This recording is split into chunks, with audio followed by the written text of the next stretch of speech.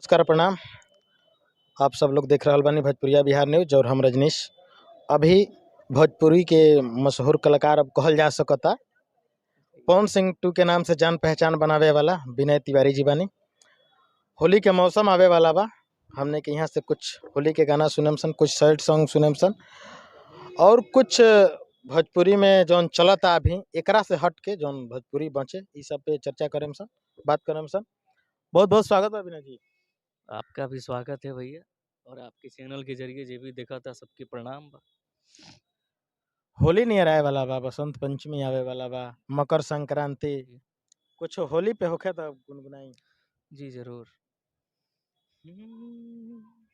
एगो गाना भैया के पवन भैया के जी जी जी बहुत गाएंगे, पुराना बिल्कुल गाना बा बिल्कुल। कि देशवा के सन हो सही अमर जवान हो भले बड़े दूर हमसे हवन मोर परान हो है भेजे हैं लिफाफा में अबीर हो बलमुआ फौजी सीमा पे बड़े कश्मीर हो भेजे हैं लिफाफा में अबीर हो बलमुआ फौजी सीमा पे बड़े कश्मीर हो देशवा के सन हो संयम और जवान हो भले बड़े दूर हमसे हवन मोर परान हो है कहीं बही अनैनन से नीर हो बलमुआ फौजी सीमा पे बड़े कश्मीर हो। बहुत सुंदर आवाज में रउआ जादू बानू कि दर्शक रउआ के बहुत पसंद करत तारे आ बहुत लोग करे।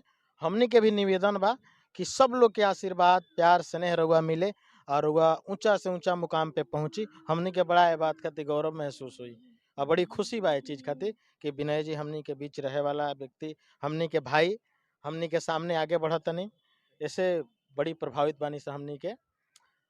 कुछ और होखे होली में भक्ति। जी होली में भक्ति एगो और होली के गाना बा जौन बहुत पुरान बा जी जी हमके जी बहुत बिल्कुल अच्छा बिल्कुल। लागेला कि असर धरा के तू भूला गइल राजा जी होलिया में काहे घरे अना आइल राजा वाह वाह जी वाह, क्या बात है। होलिया में काहे घरे कि असर धरा के तू भूला गइल राजा जी होलिया में काहे घरवा अना आइल राजा जी होलिया में काहे घरे।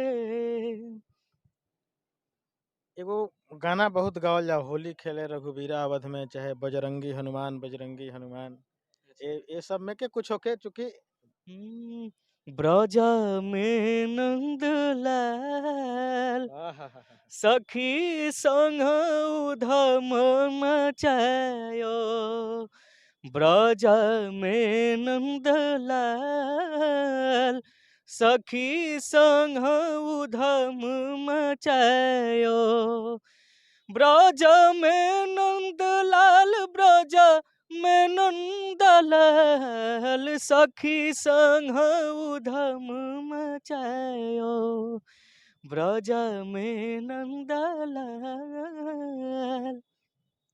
चलिए बहुत सुंदर। कुछ होली टाइप में होके चाहे सैड सॉन्ग, बहुत लोग और सैड सॉन्ग में ज्यादा लोग पसंद करता है आजकल। जी एगो सैड सॉन्ग लागता फीका फीका होली चल गइलू चढ़ के तू डोली कि मन में उमंग तनी घोल दिहा तू मन में उमंग तनी घोल दिहा तू फोनों से हैप्पी होली बोल दिहा क्या तू बात बा, क्या बात। अरे फोनों से हैप्पी होली बोल दिहा तू। ई प्रेम टूटल बा वो लोग खातिर बा ना। ले लो तत्काल टिकट मैंने जल्दी आवे के बा ना। गाई गाई अरे गाई। ले लो तत्काल टिकट फगुओ भी बाटे निकट अरे जिया रख के पीरा बुझ राजा जी। अब ओरिजिनल बात बा कि हरदम जे रहब बंगलोर न होई बुलाला कोर राजा जी कि हरदम जे रहब बंगलोर न होई बुलाला कोर राजा जी। देख जानी साली कहत रही अपना जीजा जी से जी जी कि मिस दिन गाल जोबन कैनी लाले लाल, देख ली ही दीदिया तो हो जाई बवाल। हाँ मिस दिन गाल जोबन कैनी लाले लाल, देख ली ही दीदिया तो हो जाई बवाल। चाल देखी राउ जीव डरता डरता, खिस बरता कि जबरी जी जा डाली जनी रंगवा, अमोर लहंगवा लस लस करता कि जबरी जी जा डाली जनी रंगवा, अमोर लहंगवा लस लस करता। चलिए इहो बहुत सुंदर बा गाना, हालांकि थोड़ा सा अश्लील बा, लेकिन आशिक लोग के ज्यादा बेवफाई में आनंद मिलेला ना। सही बात बा। आजकल दिल टूटा था तो लोग कहता पहले बेवफाई गाना सुने से बहुत बड़ा एनर्जी। कि होई प्यार न दोबारा, दिल धोखा खा गइल बा। कर प्यार न दोबारा, दिल धोखा खा गइल बा। कि हमरा जगहिया पलागे, कि हमरा जगहिया पलागे, केहू और आ गइल बा। कि होई प्यार न दोबारा, दिल धोखा खा गइल बा। चलिए बहुत